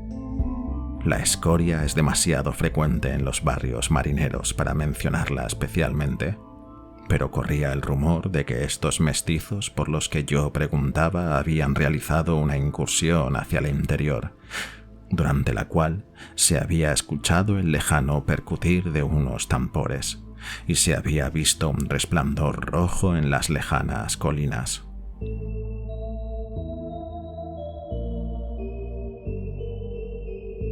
En Auckland me enteré de que Johansen había regresado de Sydney con el pelo blanco, tras un interrogatorio poco convincente, y que poco después vendió la casa que tenía en West Street y embarcó con su esposa regresando a su vieja casa en Oslo. De su tremenda experiencia no contó a sus amigos más que lo que ya había dicho a los oficiales del almirantazgo, y todo lo que ellos pudieron hacer fue facilitarme su dirección en Oslo. Después de eso fui a Sydney y hablé infructuosamente con los marineros y los miembros del tribunal del vicealmirantazgo. Vi el Alert en el Circular Quay de la bahía de Sydney, pero su casco no me dijo nada. La imagen acurrucada con su cabeza de pulpo, cuerpo de dragón, alas escamosas y jeroglíficos en el pedestal se conservaba en el Museo de Hyde Park, y yo la examiné larga y minuciosamente y me pareció un objeto exquisitamente labrado, con el mismo profundo misterio, la misma terrible antigüedad y la misma rareza de material que había observado en el pequeño ejemplar de Legras. Los geólogos, me dijo el conservador, la consideraban un enigma monstruoso y juraban que no existía en el mundo roca parecida. Entonces recordé con un escalofrío lo que el viejo Castro le había contado a Legras sobre los grandes. Vinieron de las estrellas y trajeron sus imágenes con ellos. Profundamente turbado ante un impacto de esta naturaleza, decidí visitar al piloto Johansen en Oslo. Embarqué para Londres y a continuación volví a embarcar rumbo a la capital noruega, y un día de otoño pisé tierra en los cuidados muelles al cobijo de Legeberg. La casa de Johansen, descubrí, se hallaba situada en la ciudad vieja del rey Harald Hardrada, que conservó el nombre de Oslo durante los siglos en que la ciudad más grande se disfrazara con el nombre de Cristianía. Hice un breve viaje en taxi y llamé con el corazón palpitante a la puerta de un cuidado y antiguo edificio de enjalbegada fachada. Una mujer de rostro triste y vestida de negro respondió a mi llamada y en un inglés vacilante me informó de que Gustav Johansen había fallecido. No había sobrevivido mucho tiempo a su regreso, dijo su esposa, pues su experiencia en el mar en 1925 le había quebrantado. No le había confiado a ella más que lo que había dicho públicamente, pero había dejado un largo manuscrito sobre asuntos técnicos, decía él, escrito en inglés, evidentemente con el propósito de salvaguardarlo del peligro de una lectura casual. Cuando paseaba por un callejón próximo a la dársena de Gothenburg, le cayó encima un paquete de viejos periódicos desde la ventana de un ático y le derribó. 2 marineros indios le ayudaron inmediatamente a ponerse de pie, pero antes de que pudiese llegar la ambulancia había muerto. Los médicos no encontraron una causa adecuada que justificase su muerte y la atribuyeron a una deficiencia del corazón y a su debilidad. Entonces sentí en mis entrañas la mordedura de ese terror tenebroso que ya nunca me abandonará hasta que yo muera también, accidentalmente o como sea. Tras convencer a la viuda de que mi relación con los asuntos técnicos de su marido era suficiente como para autorizarme el acceso a su manuscrito, me llevé el documento y comencé a leerlo en el barco que me llevaba de regreso a Londres. Era una historia simple, desordenada, un diario redactado de memoria en el que trataba de consignar día a día aquel viaje espantoso. No me es posible transcribirlo textualmente, a causa de su oscuridad y sus redundancias, pero haré un resumen para mostrar por qué el sonido del agua contra los costados del barco se me hizo tan insoportable hasta el punto de tener que taponarme los oídos con algodones. Johansen, gracias a Dios, no lo sabía todo, aun cuando había visto la ciudad y el monstruo, pero yo no volveré a dormir en paz mientras recuerde los horrores que acechan constantemente detrás de la vida, en el tiempo y el espacio, y las impías blasfemias venidas de las más antiguas estrellas que sueñan bajo el mar, conocidas y favorecidas por un culto de pesadilla, deseoso de liberarlas sobre nuestro planeta tan pronto como un temblor de tierra haga surgir nuevamente su monstruosidad ciudad de piedra al sol y a la luz. El viaje de Johansen había empezado exactamente como había declarado él al vicealmirantazgo.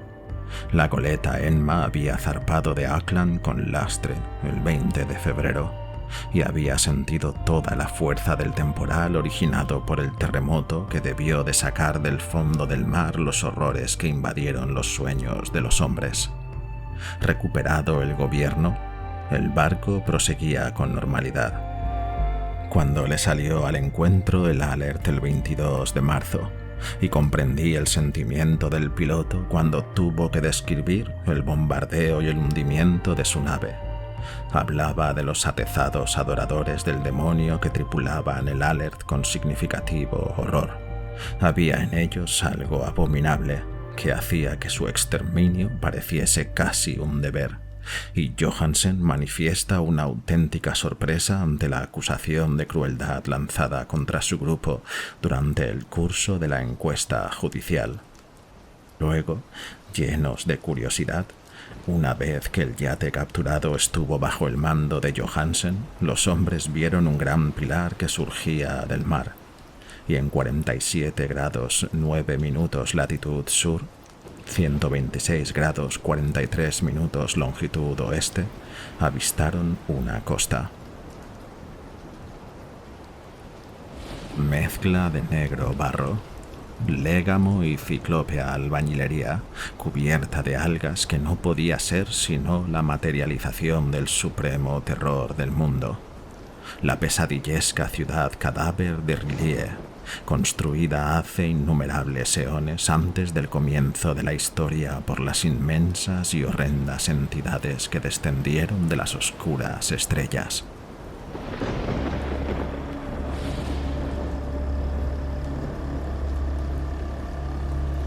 Allí yacían el gran Cthulhu y sus hordas, ocultos en criptas verdosas y cubiertas de légamo, desde donde enviaban, después de un número incalculable de ciclos, los pensamientos que infundían miedo a los sueños de quienes poseían una naturaleza sensible, y llamaban imperiosamente a sus fieles para que acudiesen en peregrinaje de liberación y restauración.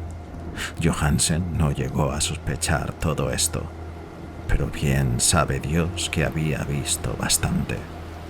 Creo que solo emergió de las aguas una simple cima de montaña, la horrenda ciudadela que corona el monolito en donde está enterrado el gran Cthulhu.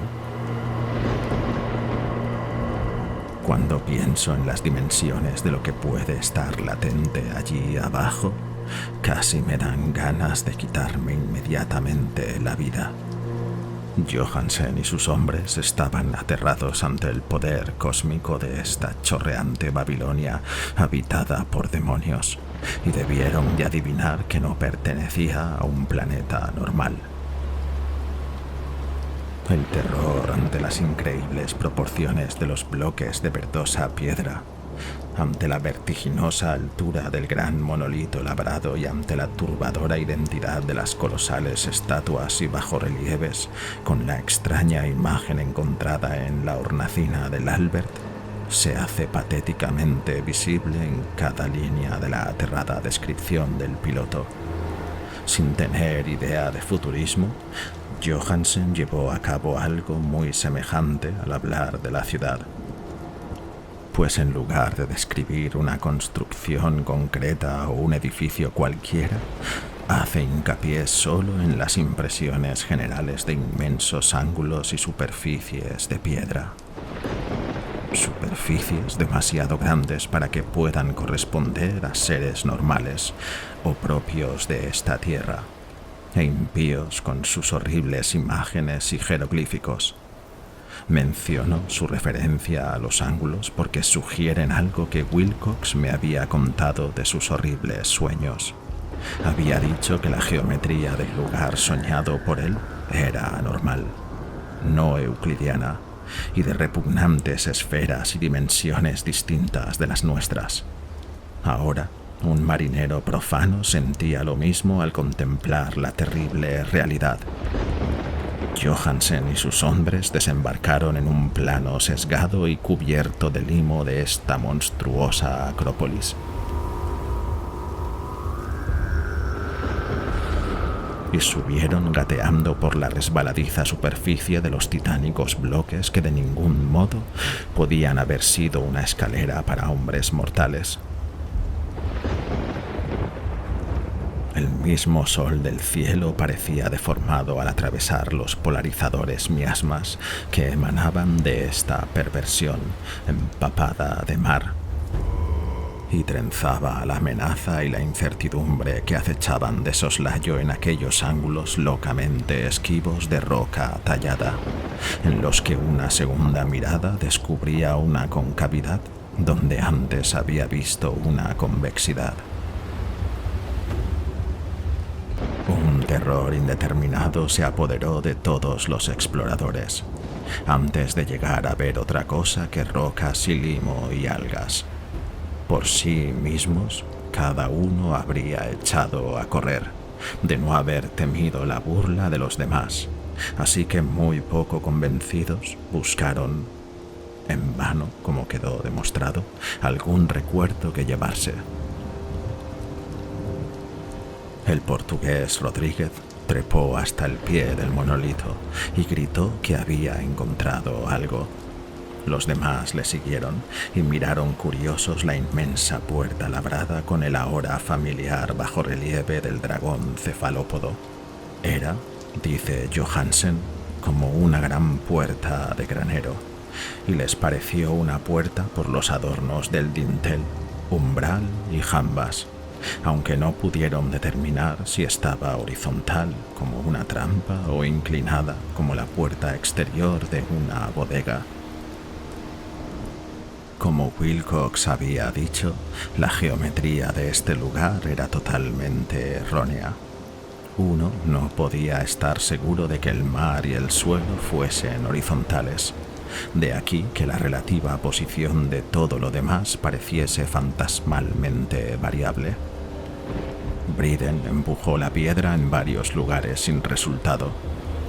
Luego Donovan la palpó delicadamente en los bordes, presionando cada punto separadamente. Subió muy despacio por la grotesca piedra esculpida.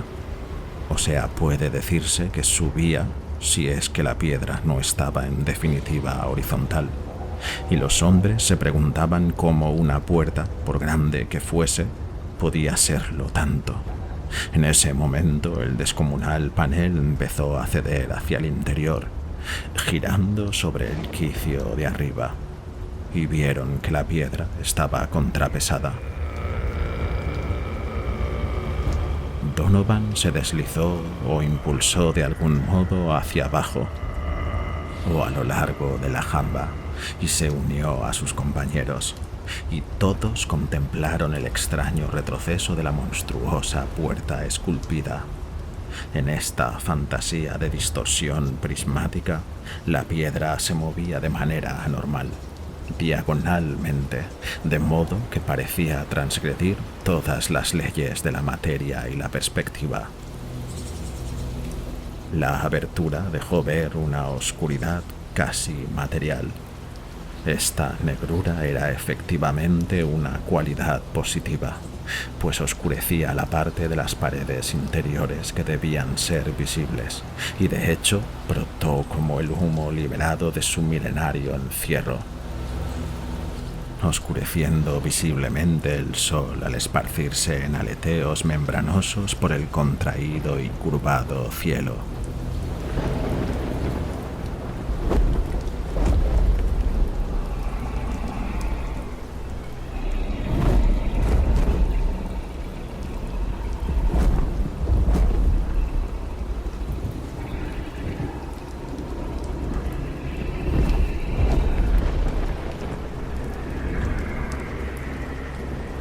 El hedor que se elevó de las recién abiertas profundidades se hizo intolerable. Por último, a Hawkins le pareció oír un ruido nauseabundo, cenagoso en el interior. Prestaron todos atención y aún escuchaban cuando surgió la monstruosidad, baboseando y tanteando.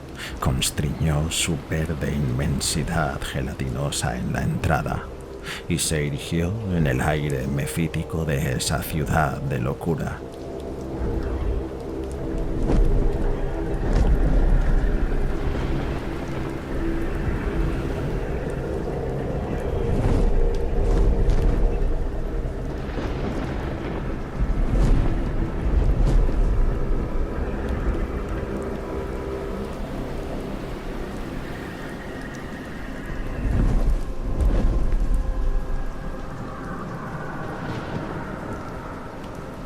La letra del pobre Johansen se vuelve nerviosa al hablar de esto.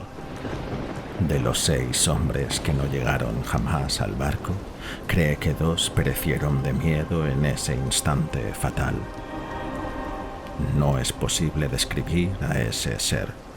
No hay lenguaje que pueda transcribir semejante abismo de locura inmemorial, semejante transgresión de las leyes de la materia, la fuerza y el orden cósmico.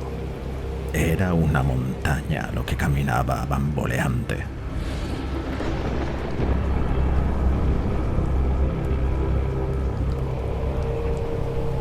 Dios.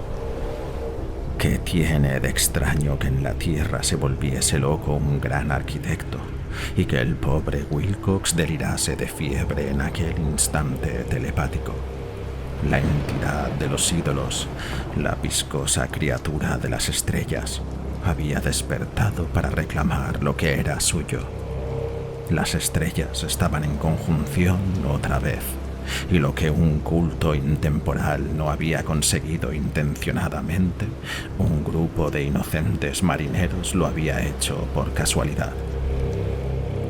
Después de millones de años, el gran Cthulhu era libre otra vez y estaba sediento de goce.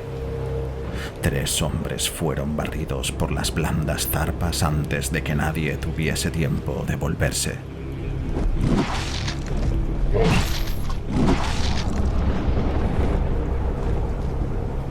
Dios les dé eterno descanso, si es que hay descanso en el universo. Eran Donovan, Guerrero y Armstrong. Parker resbaló mientras los otros 3 echaban a correr frenéticamente por el interminable pasaje de roca verdosa en dirección al barco, y Johansen juró que se sintió absorbido hacia arriba por un ángulo rocoso que no debía haber estado allí. Un ángulo que era agudo, pero que se comportó como si fuese obtuso.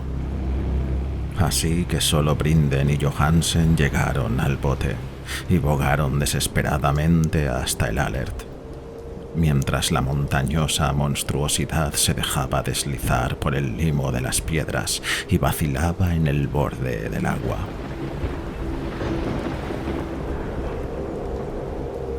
La caldera no había perdido presión, a pesar de que todos los hombres habían saltado a tierra. Y tras unos momentos de afanoso correr entre engranajes y mecanismos, pusieron el Alert en movimiento. Lentamente, en medio de los horrores distorsionados de aquel escenario indescriptible, comenzó el barco a agitar sus aguas letales. Entretanto, sobre las rocas de esa costa sepulcral, ajena a este mundo, el titánico ser de las estrellas baboseaba y furfullaba como Polifemo, maldiciendo el barco fugitivo de Ulises.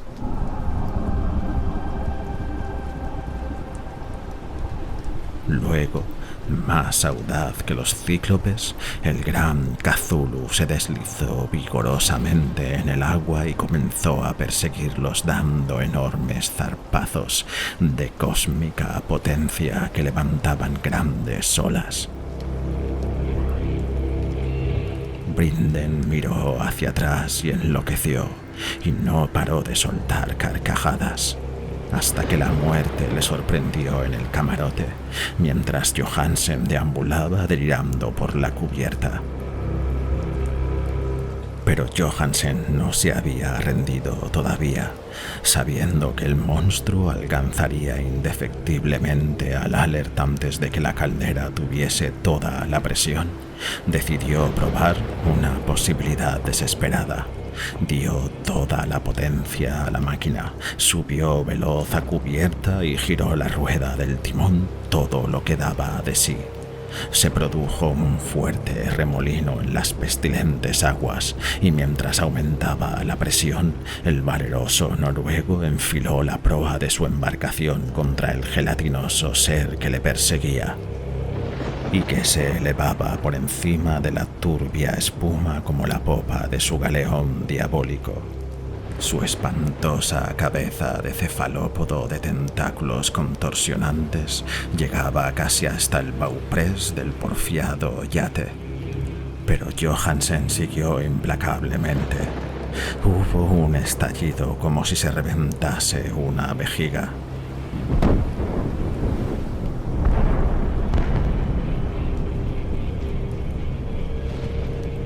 Manó una fangosa suciedad, como cuando se rasga el cuerpo de un pez luna. Un hedor equivalente a 1.000.000 de tumbas abiertas, y se oyó un rugido que el cronista no tuvo el valor de consignar en un manuscrito.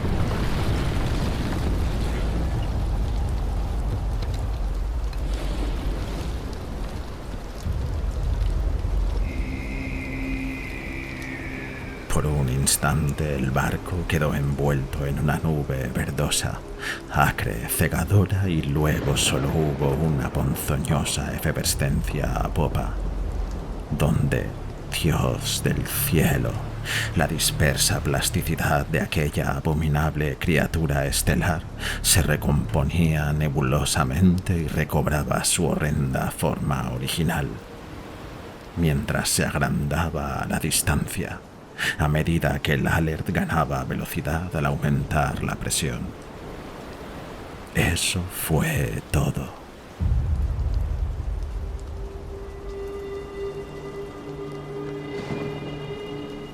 Después, Johansen se limitó a meditar sobre el ídolo de la cabina y a procurar un poco de alimento para sí y para el maníaco que tenía a su lado. No trató de gobernar la nave, pues después de su audaz maniobra había perdido como una parte de su alma.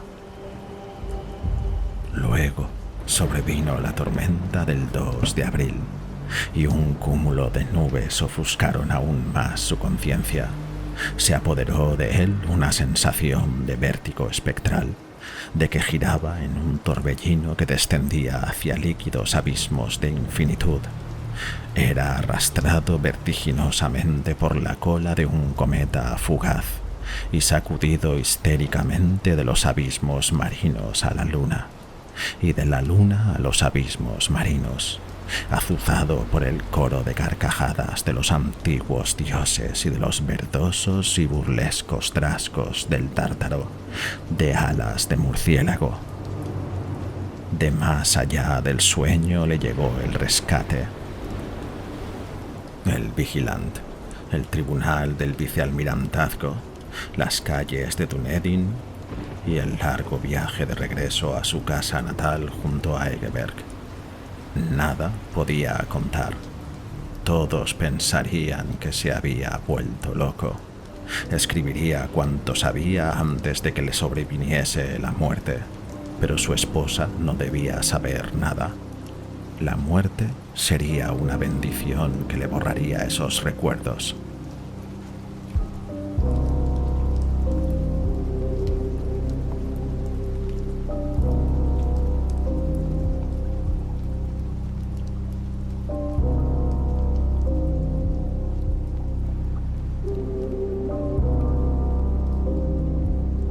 Este es el documento que leí, y ahora lo he guardado en una caja de hojalata junto al bajorrelieve y los papeles del profesor Angel.